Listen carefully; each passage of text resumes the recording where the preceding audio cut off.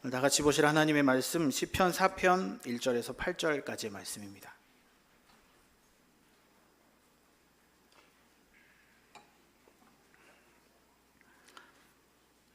시편 4편 1절에서 8절까지의 말씀, 쪽수로 805쪽. 우리 교독해서 하나님 말씀 봉독합니다. 제가 먼저 1절 봉독합니다. 내 의의 하나님이여, 내가 부를 때에 응답하소서. 곤란 중에 나를 너그럽게 하셨사오니 내게 은혜를 베푸사 나의 기도를 들으소서.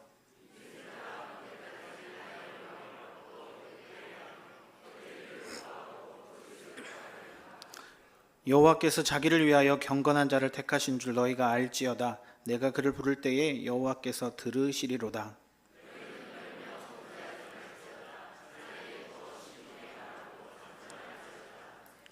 의의 제사를 드리고 여호와를 의지할지어다.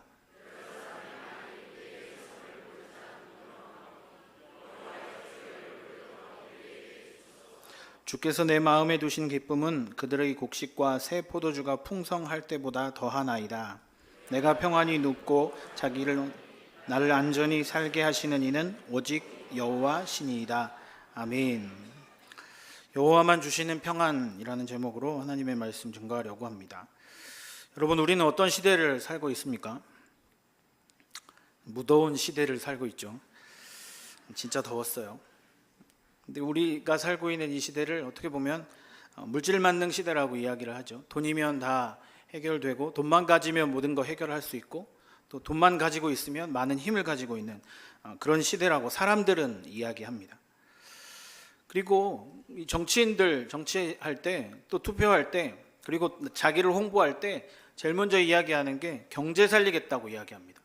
그래서 못 사는 사람들 좀 잘 살고, 많이 가진 사람들 것 좀 빼앗는 건 아니지만 많이 세금 내서 서로 평등하게 좀 잘 살 수 있게 하겠다고 이야기합니다. 물론 그게 옳고 그름을 떠나서 많은 정치인들이 그런 이야기를 하는 것이죠. 많이 한다는 것은 그게 그만큼 중요하기 때문에 그렇습니다. 사람들은 어떻게 보면 이 돈을 가지기 위해, 재물을 가지기 위해 이 권력을 추구하죠. 힘을 가지려고 하죠. 권력을 가지면, 즉 힘을 가지면 자연스럽게 그 부도 쫓아온다고, 그 재물도 쫓아온다고 생각하기 때문에 그렇습니다. 그것들 때문에 전쟁도 일어나고, 그것들 때문에 사람들 간의 다툼도 일어나고, 그 일들 때문에 어떻게 보면 사람들 간의 갈등이 일어나는 것이죠. 권력과 부가 유착되어서 정경유착의 폐단도 나타나기도 하고, 하여튼 여러 가지 안 좋은 일들이 많이 나타납니다. 그리고 사람들도 어떻게 보면 그 부를 쫓기 위해서, 물질 만능주의를 살아가기 위해서 꼭 필요한 것이 어떻게 보면 좋은 학벌, 그리고 좋은 직업, 권력과 부를 가지면 그 누구보다도 어떻게 보면 안정된 생활을 할 수 있다라고 생각하기 때문에 맞습니다. 돈을 가지면 이 세상에 살기가 편하죠. 부가 우리 삶에 주는 그런 모든 일들, 또 삶의 고민들을 내가 재물을 가짐으로 많이 덜어주는 것이 맞습니다. 전도서 5장 19절 20절에 보면, 전도자는 재물이 하나님이 주신 선물이요 그 인생의 고민을 덜어주고 기쁨을 주는 것이다 라고 전도서에 이야기하고 있어요. 맞아요. 돈이 필요합니다. 제가 고등부 설교할 때도 아이들에게 돈, 재물, 재산 많이 가지라고 이야기합니다. 그리고 그 일들을 하나님을 위해 쓰라고 이야기합니다.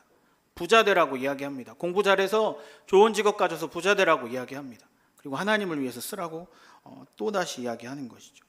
그런 물질을 물론 우리 인생에 굉장히 중요합니다. 가짐으로써 생기는 문제들보다 가짐으로써 생기는 해결되는 고민들이 더 많습니다.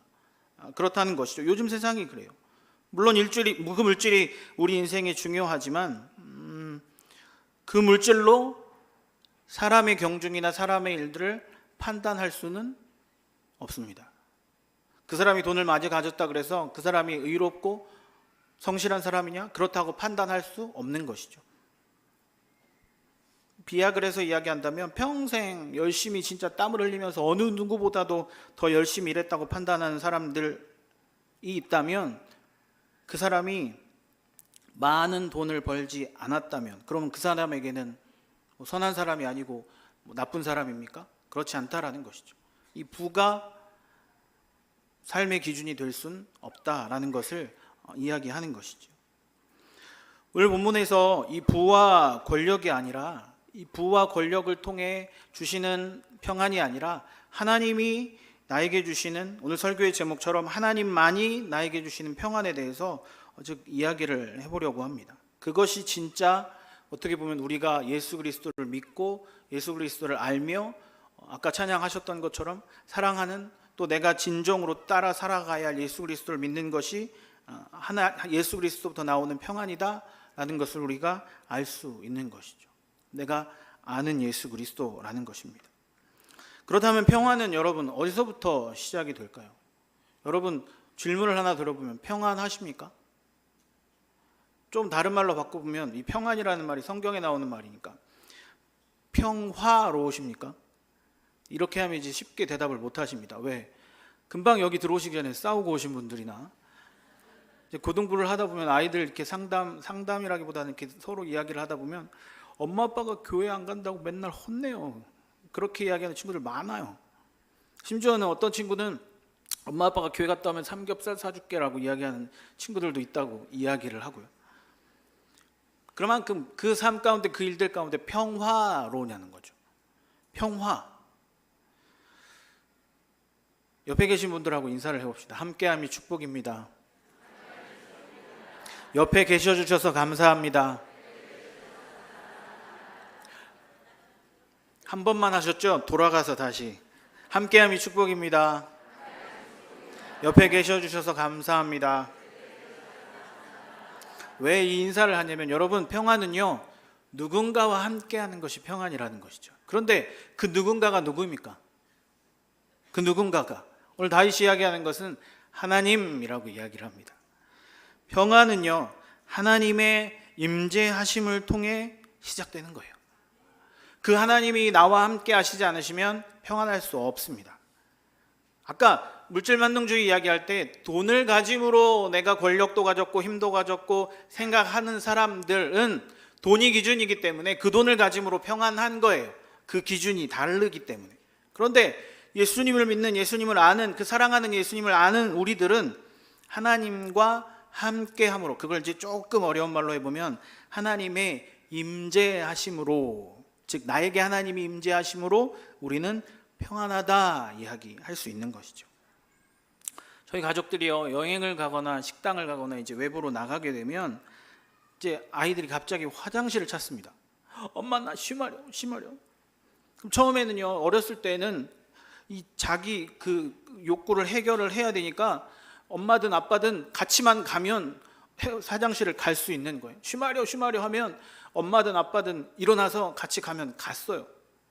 처음에 화장실 가고 싶다라고 말하는 아이가 아들이든 딸이든 또 쫓아가는 사람이 엄마든 아빠든 생각이 없으니까 그냥 화장실만 같이 가면 그 문제를 해결할 수 있었어요.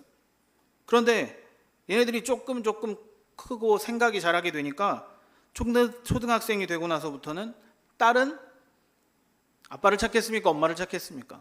엄마만 찾는 거예요. 왜? 여자인 걸 알고 여자 화장실을 가야 되는 걸 알기 때문에, 남녀를 구분할 줄 알기 때문에 아들은 아빠를 찾는 거죠. 근데 얘네들이 조금 더 자라니까 혼자 갔다 와요. 혼자. 우리는 되게 편하죠. 화장실 저기 있어, 저쪽으로 갔다 와, 그럼 가요. 그 예전에는 그렇지 않았는데 욕구를 해소하는 마음이 앞선 나머지 누군가와 함께하는 것이 중요하지 않았어요. 그전에는. 왜? 내 욕구를 빨리 해결만 하면 되니까 남자 화장실이든 여자 화장실이든 가서 해결만 하면 돼요. 그런데 생각이 자라면서 이 욕구를 해소하려는 마음보다 누군가 함께 있는 것이 더 중요한 게 돼버렸어요. 그래서 이 아이들이 딸이면 엄마를 찾고요, 아들이면 아빠를 찾아요. 똑같이 여러분 평안도 동일합니다. 내가 이 세상을 살아가는 데 있어서 나의 욕구, 내가 돈을 많이 가지려 한다거나 내가 권력을 많이 가지려 한다거나 뿐만 아니라 내가 가지려고 하는 것들, 그것들이 먼저 중심이 되면 누군가 함께 있는 게 중요한 게 되지 않아요. 죄송하지만 사탄이 함께 할 수 있고요, 다른 생각이 나와 함께 할 수 있고요, 다른 잘못된 생각이 나를 지배할 수 있어요. 그런데 내가 가지려고 하는 욕구가 더 강하게 되면 누군가와 함께 하는 것이 중요한 게 되지 않아요. 그런데 조금만 생각을 뒤에서 해보고 조금만 멀리 생각해보고 그리고 생각을 조금만 더 키워보면 누군가 함께 하는 것이 중요한 것이 된다라는 것이죠. 그래서 동일하게 평안은 하나님의 임재부터 시작된다라는 것이죠.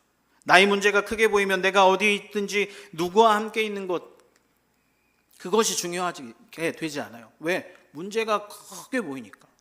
내가 가지고 싶은 것이 더 크게 보이니까. 그런데 조금만 여유를 가지면 누구와 함께 하느냐가 중요한 게 된다라는 거예요. 다윗도 마찬가지였어요. 여러분, 다윗이 어떤 고난을 받았습니까? 어떤 비판을 받고 어떤 그런 어려움을 당했습니까? 죽을 만큼 고통스러웠을 거예요. 그리고 굉장히 힘들었을 거예요. 칼과 창을 들고 사울이 쫓아와요. 나를 죽이려 찾아다닐 때 다윗은 그 문제에 집중하지 않았어요. 그 문제에만 집중했다면 다윗은 사울을 순식간에 죽였을런지도 몰라요. 그런데 죽일 수 있는 여러 가지 순간들이 있잖아요. 성경에 나오잖아요. 그 순간들은 다윗은 누군가 함께 있느냐를 생각하고 그 위기를 넘기게 되는 것이죠. 다윗은 문제에만 집중하지 않았습니다. 누군가 함께 있는지에 대한 관심도 기울이게 된 거예요. 오늘 읽은 이 4편 1절 말씀에 보면 이 다윗의 기도가 나옵니다. 내 의의 하나님이여, 내가 부를 때 응답하소서. 곤란 중에 나를 너그럽게 하셨사오니 내게 은혜를 베푸사 나의 기도를 들으소서라고 기록되어 있습니다. 1편에 이 글을 쓴 다윗은 내가 부르실 때 응답하소서, 나의 기도를 들으소서라고 기도를 합니다. 지금 이 사람의 문제는 무엇이었냐면 하나님이 불러도 내가 기도를 해도 내가 하나님을 그렇게 부르짖어도 하나님은 응답하지 않으실까 두려움이 있는 거예요. 그래서 내가 부를 때 응답하소서, 나의 기도를 들어주소서라고 이야기를 하고 있는 거죠. 그게 가장 큰 문제라고 이 다윗은 생각하고 있는 거죠. 그런데 내가 공경에 처했을 때 내가 당신께 도와달라고 기도하고 있는데 하나님 제발 이 기도를 들으시고 이 기도를 들으셔서 나의 문제들, 나의 일들을 해결해 주십시오 이야기하는 거죠. 그렇게 다윗은 애절하게 하나님을 찾습니다. 그런데 맨 앞에 나와 있는 1절 맨 앞에 내 의의 하나님이여 라는 글이 나옵니다. 의의 하나님. 여러분, 일반적으로 성경에서 이 구절을 시작할 때 하나님을 부르는 명칭이 많이 나옵니다. 치료의 하나님, 사랑의 하나님, 전능하신 하나님, 그 앞에 있는 붙는 일들이 많죠. 우리가 기도할 때도 마찬가지입니다. 병자를 위해 기도할 때는 가장 먼저 시작할 때 하나님을 부를 때 뭐라고 부르죠? 치료의 하나님. 그리고 장례식장에서 여러분 기도할 때 꼭 나오는 게 하나 있어요. 생사화복을 주관하시는 하나님. 그리고 식사할 때 감사와 은혜의 하나님.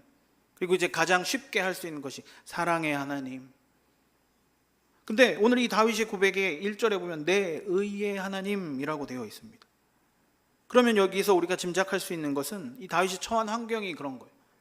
이 처한 환경 가운데 의로운 하나님, 정직한 하나님, 성실한 하나님을 찾는데 다윗은 현재 어떤 상태에 빠져 있는가를 짐작하는데 그것이 무엇이냐면 바로 불의 때문에 이따 나옵니다.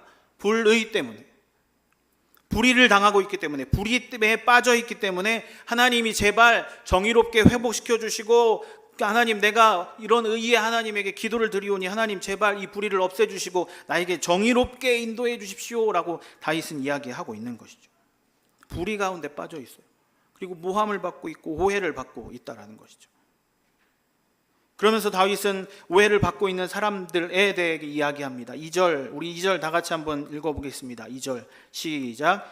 인생들아 어느 때까지 나의 영광을 받고 욕되게 하며 헛된 일을 좋아하고 거짓을 구하려는가.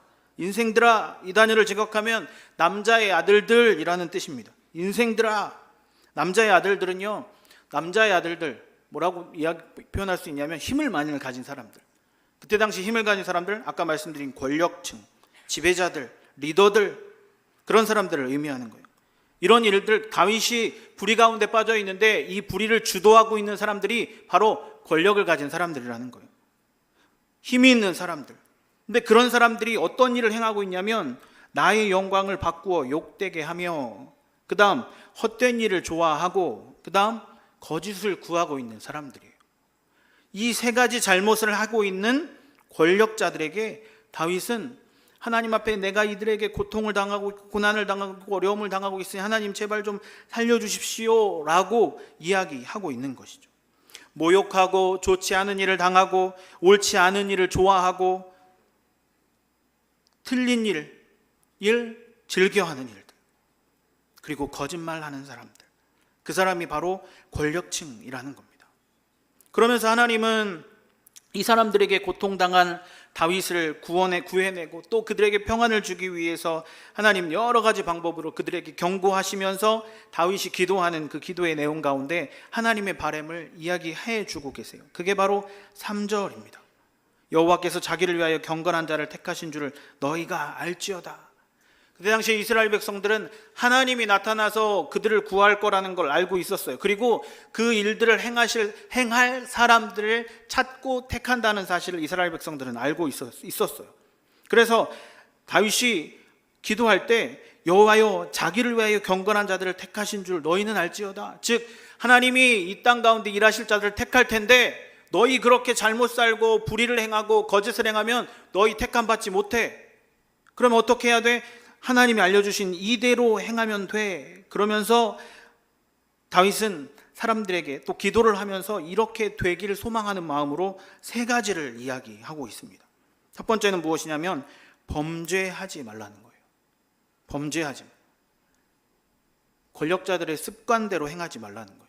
이전의 습관대로 했다면 2절에 나온 것처럼 영광을 욕되게 하며 헛된 일을 좋아하고 거짓을 구하는 그런 아주 어떻게 보면 나쁜 일, 죄를 짓는 일, 그런 일들을 계속했던 권력자들 범죄하지 말라는 거예요.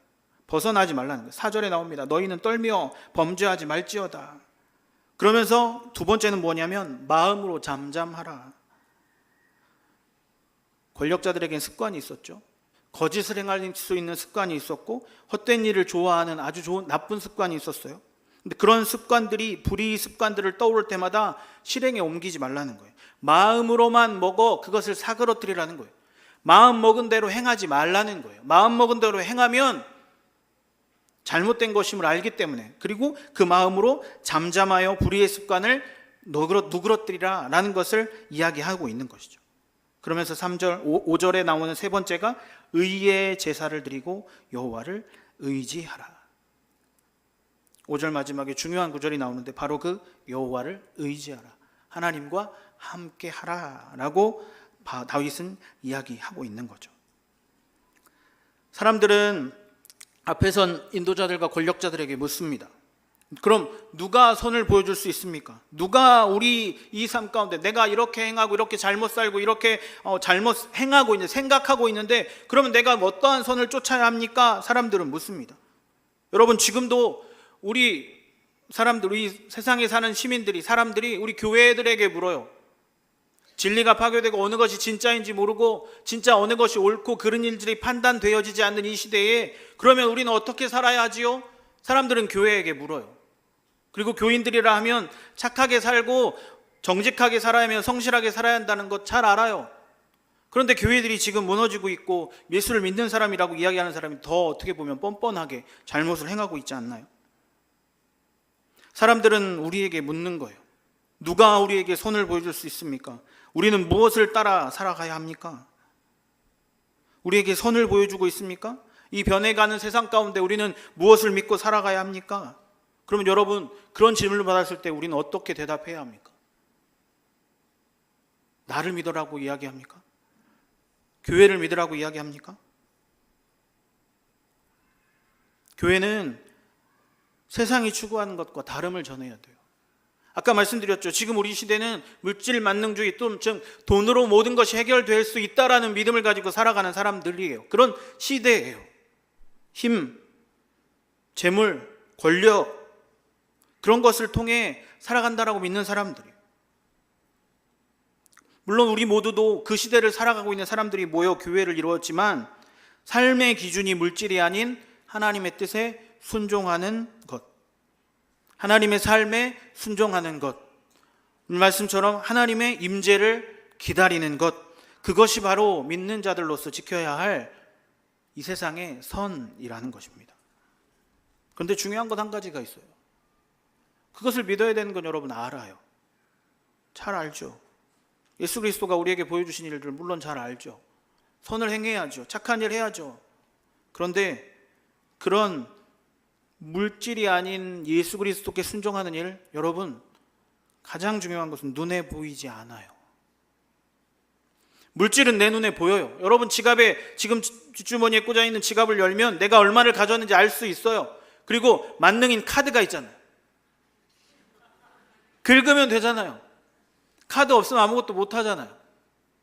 제가 경성대 앞에 주차장을 갔는데 주차요금이 1,000원이 나왔는데 현금이 없는 거예요. 카드 안 된대. 어떻게 해가지고 동전을 찾아가지고 내고 오긴 했는데, 여러분 내 주머니에 있는 것 보여요. 여러분 지갑을 열면 내가 얼마 있는지 보입니다. 물질은 눈에 보이는 거예요. 그게 세상의 기준이에요. 그런데 예수님을 믿는 우리들은 삶의 기준 삼아 살아야 할 하나님의 순종과 하나님의 능력과 하나님의 말씀은 눈에 보이지 않습니다. 그렇기 때문에 신앙생활이 힘든 거예요. 눈에 보이지 않아요. 여러분 보이지 않는 것을 통해 알 수 없는 평안을 여러분 누리시길 주님의 이름으로 소망합니다. 그것이 믿음이에요. 어렵지만 그것이 믿음이에요.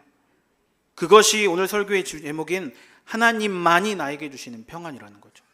돈으로, 힘으로, 권력으로, 내가 보이는 것으로, 내가 가지고 있는 것으로 여러분 평안할 수 없어요. 보이지 않는 것으로 평안을 누리시는 여러분들 되시길 주님의 이름으로 소망합니다. 제가 고등부를 맡고 있잖아요. 관우 어디 갔어요? 예배 드려야 되는데 봤는데 사라졌어. 아이들을 요즘에 한 명 한 명씩 만나고 있어요. 1대1로 만나면 이제 저는 목사하고 아이들은 이제 고등학생 1, 2, 3학년들이고, 근데 저는 몰랐는데 최근에 들려오는 얘기가 담당 목사가 만나자니까 애들이 어떤 반응을 보일까요? 무섭대요. 도대체 목사님이 나를 만나서 무슨 얘기를 하려고, 예배를 드리려고 하나? 최근에 들었어요. 최근에. 그래서 오늘 또 해명을 했는데 절대 그렇지 않다. 맛있는 밥 먹자. 그것 때문에 난 살을 쪘는데. 무섭다는 아이들이 있는 거예요. 그래서 만나서 뭐 통성 기도를 하는 것도 아니고 예배를 드리는 것도 아니고 그냥 맛있는 밥 먹으면서 서로 이야기하자, 그렇게 이야기했어요. 그러면 이제 자연스럽게 어려운 얘기, 힘든 얘기, 뭐 고민스러운 이야기, 이 고등학교 정도 되면 그래도 이야기를 합니다. 특히 남자들은 이제 서로 이성교제에 대해서 이야기를 좀 하고요. 여자들은 이제 성적이나 그런 것들에 대해서 고민하고, 학교를 찾아가기도 하고 비싼 밥을 먹이기도 하면서 서로 이야기해요. 그럼 아이들이 여러분 뭐 먹고 싶니? 하면 제일 많이 이야기하는 게 뭔지 압니까, 여러분? 이 고등학생을 키우시는 부모님들은 잘 아셔야 되는데 제일 많이 이야기하는 게 여러분 뭔지 압니까? 이게 남자든 여자든 똑같더라고요. 뭔지 혹시 짐작이 되십니까? 고기 먹자 그래요. 목사님 고기 사주세요.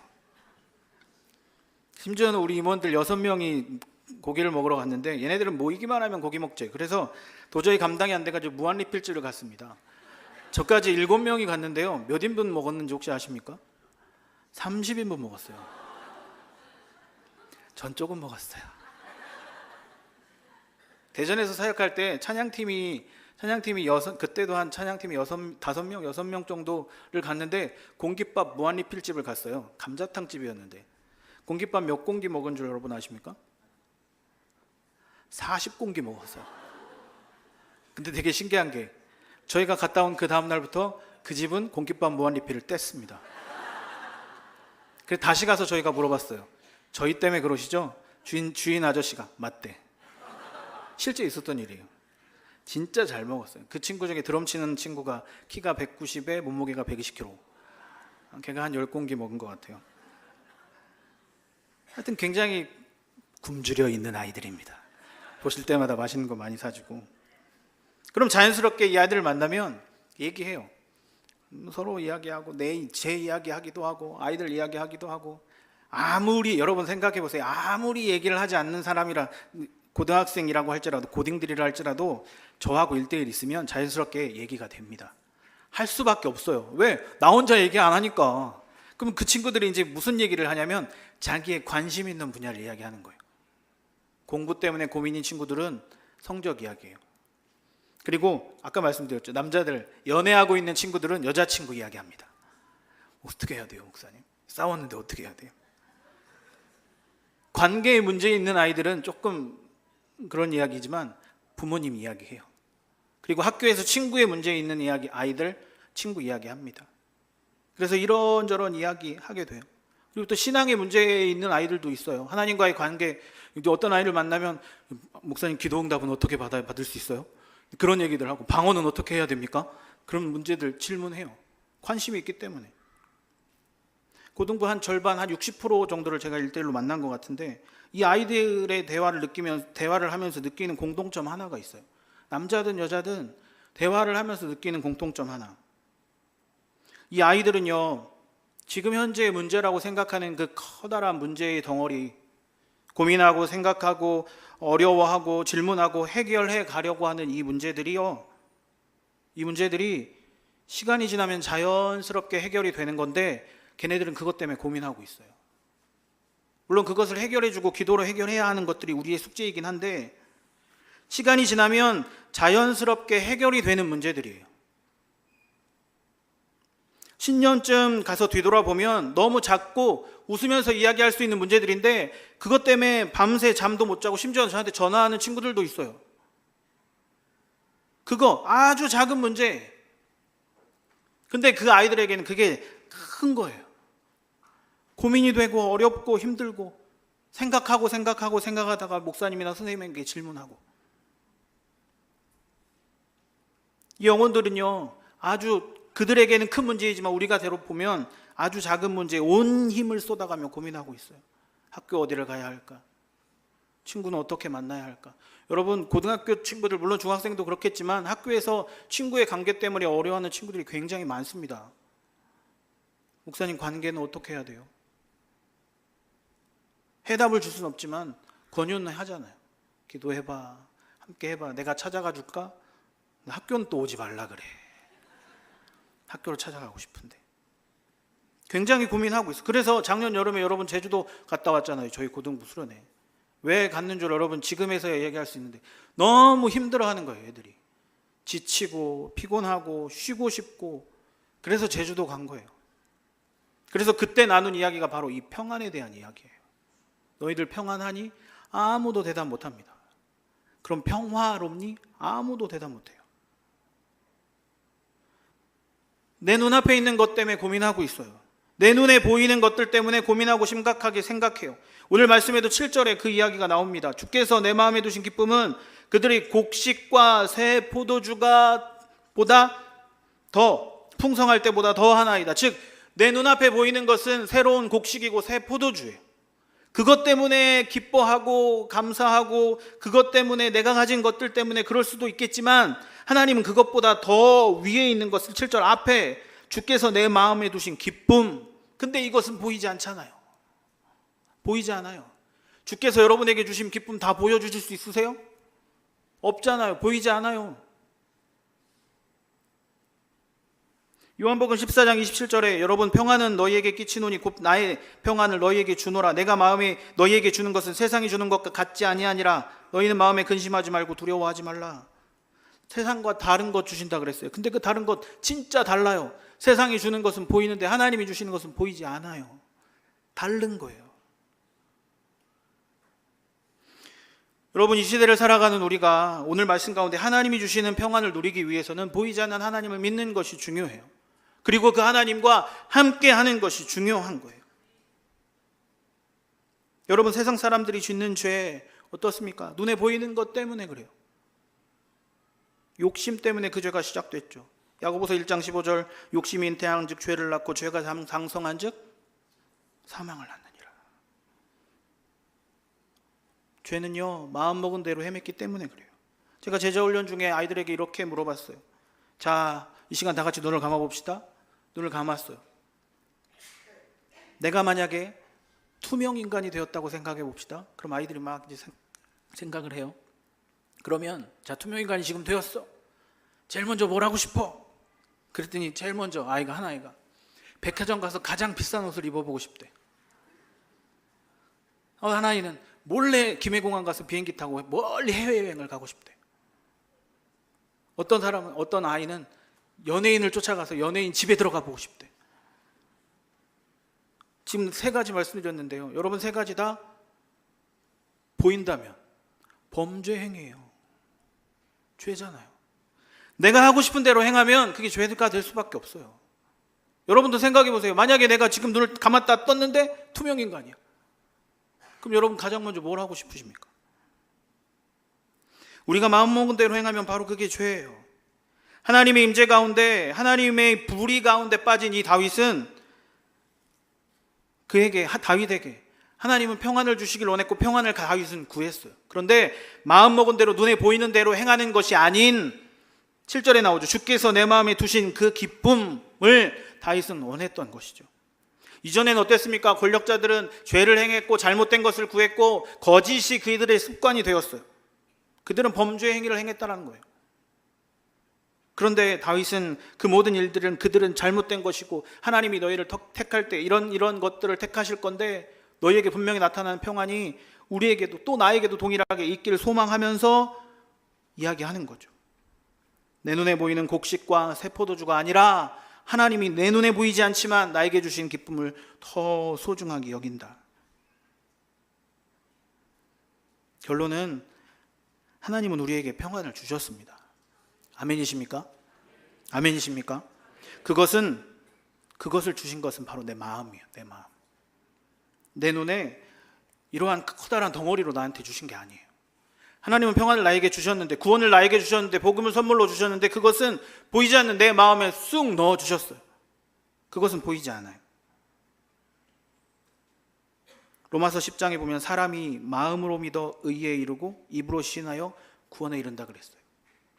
여기에 나온 모든 것들은 다 눈에 보이지 않는 겁니다. 보이지 않는 평안을 하나님은 우리에게 주셨어요.